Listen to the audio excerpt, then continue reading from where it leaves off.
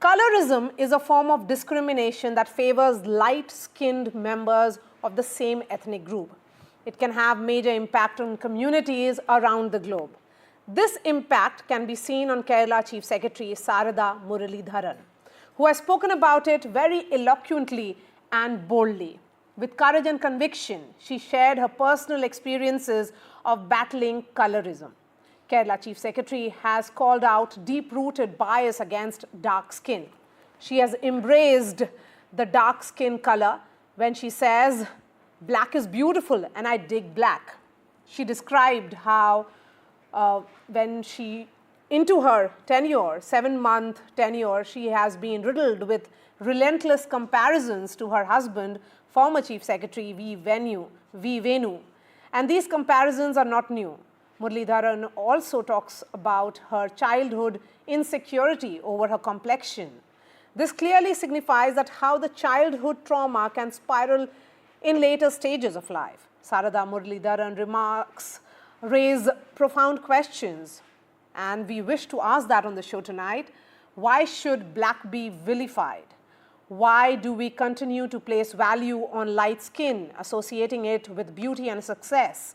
Are dark-skinned women at a disadvantage? It's time to break free from this obsession with fairness and reconsider what truly defines beauty. And we are going to go straight to Sarada Muraleedharan, who has given this clarion call to shatter beauty standards and embrace all skin tones. Ma'am, thank you so much for your time. It's unfair to have that obsession with fair skin. But the question is, ma'am, that you are an extremely accomplished woman. What made you write that Facebook post? Well, it was a rather interesting comment that was made. I mean, I'm used to comparisons being made about, how my husband's tenure is different from mine. I'm also used to a lot of comments being made about my skin tone. It was rather interesting to find both of them being brought together under one color paradigm. So that I thought needed to be. So one, it was unexpected, and two, however, I felt that it was when I just put that out as a bit of a catharsis. I was just getting it out of my system. I found that the response was just overwhelming, and I deleted the post because I really didn't want to get into any kind of an issue or controversy. But then people called up and said, "You know what? You are the chief secretary, and the chief secretary is saying this, and you are a black woman.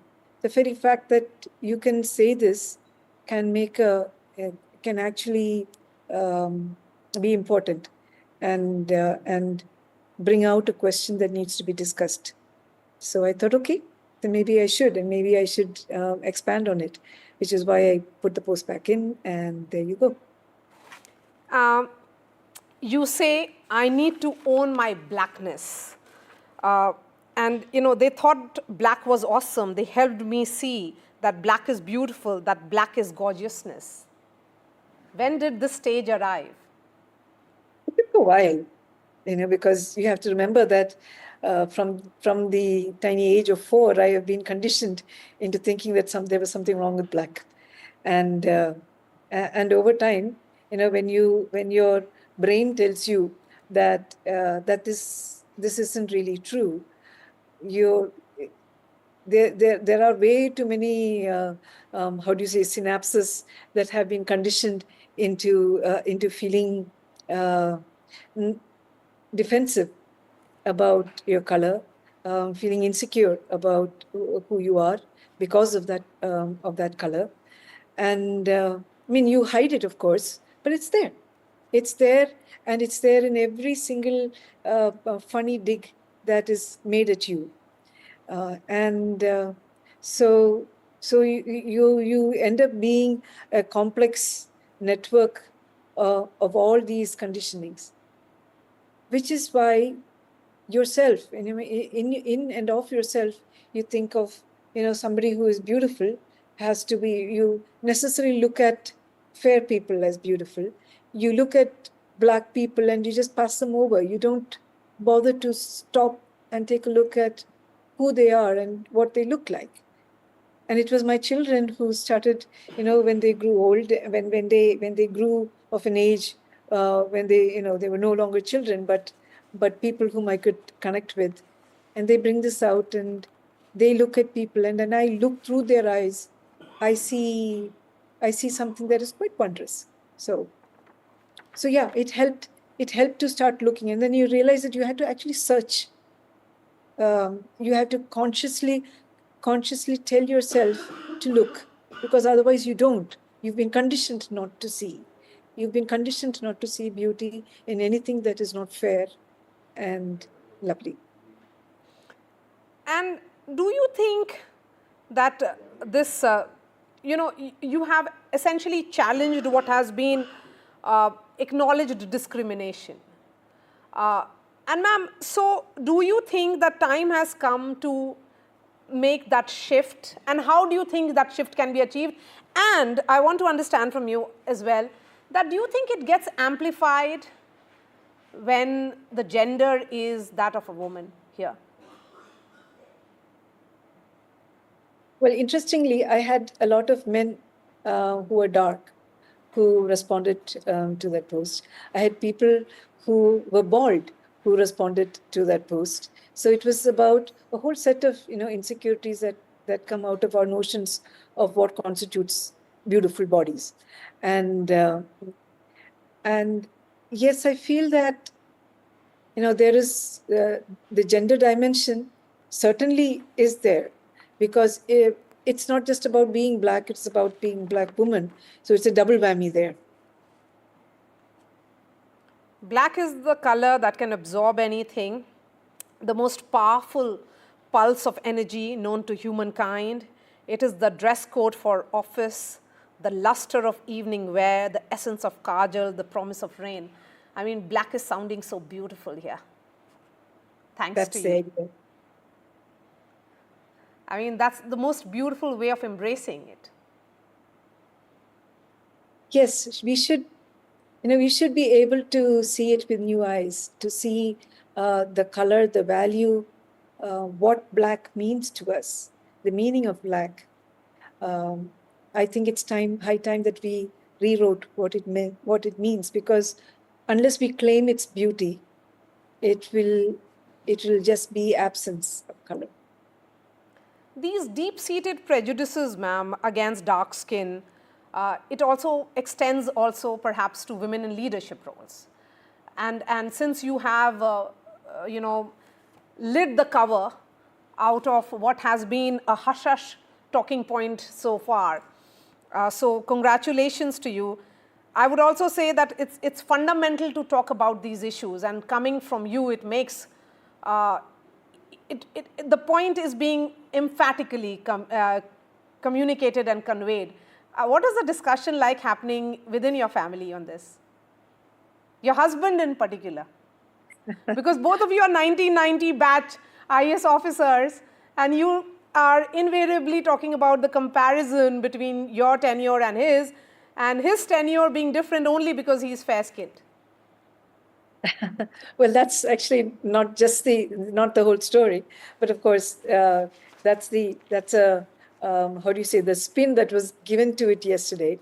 But yes, we talked about this post extensively, especially when I withdrew it, because I didn't ask anybody's permission when I withdrew it, and there were quite a few comments, quite a few people who said that it needed to be out there. And we had this discussion. We talked about what exactly we would like to come out of my reposting this. And basically it was about making it positive, making it about claiming blackness, about trying to change perspectives on what it means to be black. As a 4-year-old, I apparently asked my mother whether she could put me back in her womb and bring me out again, all white and pretty, you write. I've lived for over 50 years buried under that narrative of not being a color that was good enough. Do your children feel the same? Have you had a similar conversation with your children? It was very interesting because when they saw this post, what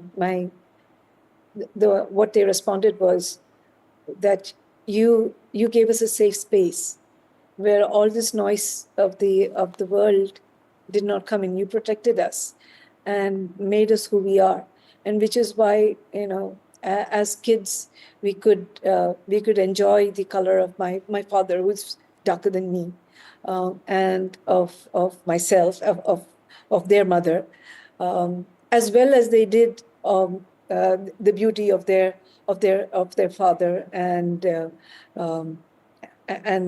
other aunts and uncles who were fair. So it was to be able to see beauty in black, to be able to see beauty in white, to be able to see beauty in size, to be able to see beauty in the subaltern. It was that is something which you know, the fact that we protected them helped them to go out with strong, powerful eyes into the world, and then they brought those eyes back to me. Will you be pursuing this a little more?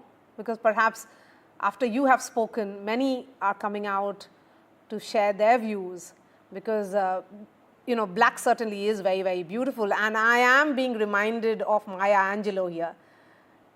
I'm sure you would have read her as much. There's so much of celebration here. Actually, you know, the post and the responses to the post, what was most exciting to me was how reaffirming they were. And you'd had two sets of responses. One response was, you know, why do you allow yourself to get disturbed by some petty comment? And I feel that as that coming from somebody who has had the privilege of not being black or woman, whereas there was not a single person who was dark-skinned or dark-toned who felt that. For them, it was, yes, we've been through exactly this, and yes, we are survivors of that kind of standard, and we would like to own this. So it was good to see people put their sorrow, their complexes, their trauma, and their survival out there, as if, you know, we had, by just bringing this discourse out, we had created a safe space where it was okay to talk about this, where it was necessary to talk about it, where it was liberating to talk about it. Yes, absolutely. Sarada, Muraleedharan, thank you for initiating this conversation, a much needed one. So thank you for your time here on NDTV, and we hope that you pursue this a little more, perhaps a book that will help us get more details into what was childhood like and how you have battled it all so beautifully, and giving us a new perspective altogether to that beautiful color called black. Thank you, ma'am. Let's bring in the guests who are joining us. K. Sujata Rao is former Union Health Secretary, Government of India. We have Brinda Adige, women activist. K. Sujata Rao. Sujata Rao, ma'am, you heard Sarada Muraleedharan. I mean, I invariably feel that there is so much of convincing energy here with which she has put it out, and all of us are right now out there talking about the need to get rid of that obsession of fair skin. That's right. Maria, first of all, I want to congratulate you for having got Sarada to talk on the TV and have such a fabulous interview. I think it's a very, very important interview that you've had, and I wish that many, many people in India see it, because this kind of discrimination based on color is a completely unforgivable and disgusting attitude to have, frankly. But I was so overwhelmed and touched by her Facebook posting, and now reiterated again in her interview the way she has understood the problem, the way she has handled it with such dignity. It really, I completely admire her. But I've been hearing such good things about Sharda, that she has been passionate about wanting to further the women's empowerment process. She's an outstanding officer, committed to decentralization. And though she was empaneled to be a union secretary, which is what everybody wants to, she decided to stay on in Kerala and work as chief secretary. So she's closer to the ground. I mean, she's no ordinary IAS officer. And I really think she's done us proud, both as women and as a fellow colleague of the IAS. I wish her all the best. I think she has raised very, very pertinent points. But I would like to come back again to this after these initial thoughts, Maria. Yes, ma'am.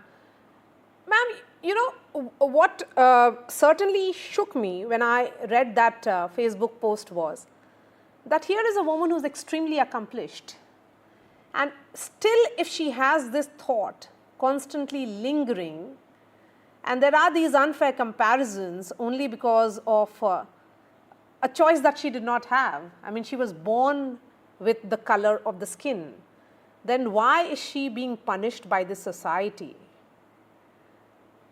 But that is a reality, Maria. I was brought up in Delhi and I was equally dark. And in my school, I used to be teased saying, Kali ka luti, Bengan luti kind of things. So, these kind of calls and teasing by your fellow peers and fellow students does leave a terrible mark on your own psyche, as if, being dark is something very bad. And society doesn't really respect or think of beauty in terms of color. I mean, the minute you're fair, you're considered to be very beautiful, even though the features may not really belie that assumption. So it is this kind of racial and this kind of color consciousness is so sad, and you see it in the marriage market, where you find advertisements saying fair and beautiful and all that, and people coming to ask, is she fair? What is fair? I mean, we're all just shades of brown. And yet there is so much of color consciousness. And shades of fair as well, ma'am. That is it milky white or is it pink fair? Quite right. And Vrinda, you have been a regular feature on my shows for years now. And I genuinely feel that women should be celebrated for their contribution to their society, like you. I mean, you are an activist who has done phenomenal work all these years. But when you see a conversation of discrimination, which has run so skin deep that it has traumatized a present Chief Secretary of India, in one of the states, it is a reflection of the society that we are building. For all the talks that we speak about women empowerment, women achieving, but even women achievers are made to feel little less than their male counterparts. Yes, Maria, there are two things here that we must remember. One is any human being must and should be praised, and their achievements is what matters. Their accomplishments is what that matters. But when we talk of these tones of skin, especially dark skin, let us remember that the connotation and the narrative is that that person is inferior. So it comes from a very Brahmin point of view that fair people are accomplished, beautiful people. And the dark people dare not be accomplished. So then the question is, are we also not condoning this kind of a discrimination that somebody is saying that fair people are superior people, or they can, be all the time considered superior? It's not just beauty. It goes much deeper than that. It is this entire caste discrimination. Anything dark, anything black is inferior. And this inferior dark-skinned person dares to accomplish. That is what we need to question, which we don't question. We're talking about beauty. We're talking about, how much this person is, the sharp features. Now, my question is, which is what my grandfather, of course, taught me, and that's how the rest of my family began to look at. He took us around different temples and told us, have a look at all the deities. Remember the names of all the deities. So we said, yes, we thought it's a big competition.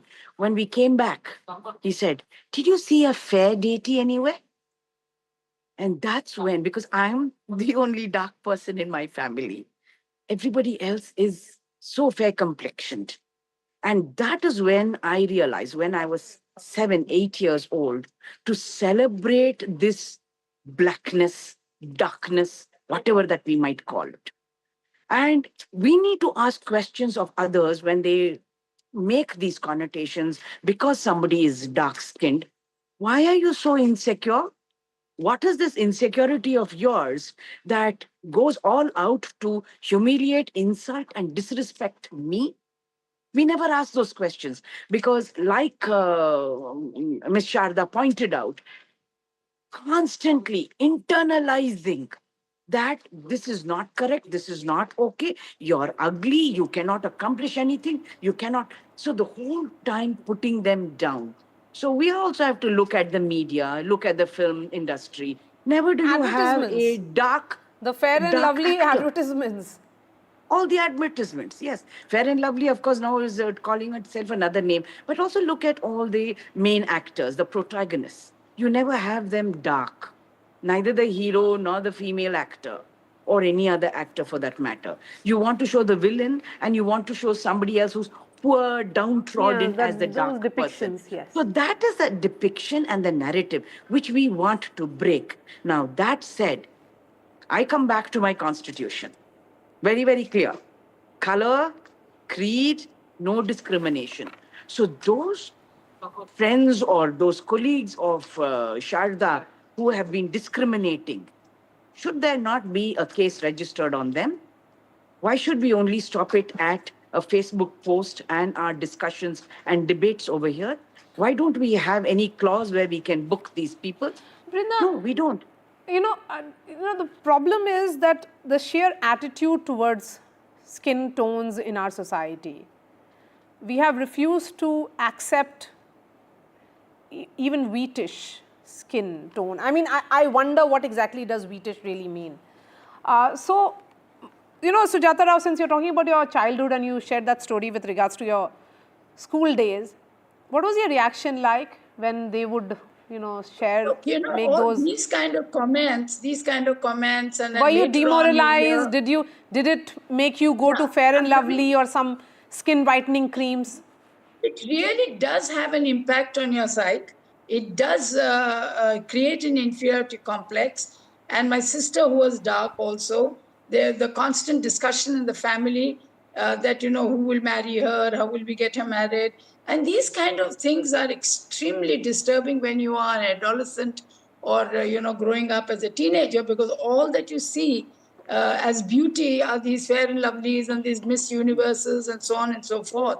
And, slim, the twiggy slim thing. So if you're a little overweight, you're made to feel that you're not very attractive. And so these do matter a lot and they do leave a scar, undoubtedly. But then when you get a little older and you get into a profession, particularly like the IAS, which gives so much, to one does get over it. I mean, at least I never bothered about what I look like or anything like that. Maybe I felt it as a youngster. But then, the IAS is one profession which really does give a huge fillip to the people. But look, it's not about individual reactions. What I'm coming to is a social attitudes. And coming from Kerala, it's particularly disturbing because Kerala is a model. I mean, it has fated all over the world as a model state where the highest education, lowest maternal mortality, very pro-women and, that kind of women empowerment and so on. But it's a state which has a lot of domestic violence, a lot of patriarchal attitudes. Women are not equal to men. And these kind of comments further really do tarnish the whole model of Kerala as we think about, So what is this? It's not enough to be just educated. I think it's attitude building right from school that is very, very important. And therefore, I differ with my earlier speaker saying, why don't we file cases against them and punitive action? You can't change attitudes through fear and punitive action that you'll be punished and all that. It has to come from within. And I think this attitude building is extremely important. Right. And I'm glad Sarada has raised these issues and put it out there and called them out, because I think there must be Yes. a real debate around these issues. Brinda, quickly, your 30 Yes. seconds. So Need to I was call only them mentioning- out. All those who are I- discriminating, call them out. That is the way out. Absolutely, call them out, because this silence is giving them impunity. Yes. We don't call them out. But when I talk about registering a case, I'm talking about a civil servant who has the gall to actually demean or insult another colleague. And that's where we need to hold them Yes. accountable. But I absolutely agree that education is important, not only from our schools, but from our homes, our families. And let's be very, very clear that this patriarchal, misogynistic, sexist, casteist attitudes must be called out all the time. Absolutely, all ma'am. the time, everywhere. Absolutely. Thank you so much for your time here, Sujata Rao, particularly when the moment I called you, you had agreed to come on this discussion. So thank you, ma'am. Pleasure having you on my shows. Brinda, thank you so much for your time. And what really happened you. today? How did we come to this stage of having a discussion on what clearly is an unfair obsession with fair skin? Here's how it played out. Kerala Chief Secretary Sarada Muraleedharan has rigged up a big debate on social media about skin color bias and gender, sharing her own experiences from childhood to now when she's the top bureaucrat heading the civil service in the state. Sarada Muraleedharan, who succeeded her husband, Dr. V. Venu, as Chief Secretary in September last year, says ever since it has been a relentless parade of comparison. The latest trigger was a comment that her stewardship as Chief Secretary was as black as my husband's was white. The 1990 batch officer wrote on Facebook about being labelled black, with that quiet subtext of being a woman, as if that were something to be desperately ashamed of, asking why the color is vilified. The officer says, as a 4-year-old, she had apparently asked her mother to put her back into the womb to give birth to her again, all white and pretty. I've lived for over 50 years buried under that narrative of not being a color that was good enough, and buying into that narrative of not seeing beauty or value in black, and of feeling that I was a lesser person for not being fair, that which had to be compensated somehow. Till her own children helped her unlearn those biases and find beauty where she noticed none, and realize that black is beautiful, that black is gorgeousness, that I dig black. What is wrong with being? What is wrong about black? Isn't it more a perception than a reality? It is important to claim blackness as something which is worthwhile and beautiful. I think it's high time for me to not to feel defensive about either the fact that I'm a woman or that I am dark. It's time that I own both of these and that I come out strongly. And by my coming out strongly, maybe it'll help those people who are going through similar feelings of insecurity. Among the thousands who have responded to the post was V.D. Satishan, leader of opposition in the Kerala Assembly, who wrote, "Salute dear Sarada Muraleedharan, every word you have written is heart-touching. It deserves to be discussed. I too had a dark-skinned mother." Sarada Muraleedharan has been known to be an accomplished officer who left her mark on every department and responsibility that she was assigned, from the celebrated Kudumbashree mission to the top civil service post that she now occupies. That someone even of her stature had to face bias against skin color and gender from childhood through adult life points to the stark and grim reality that the bold and beautiful officer has now chosen to call out. With inputs from Tirunananthapuram, Uma Sudhir, NDTV.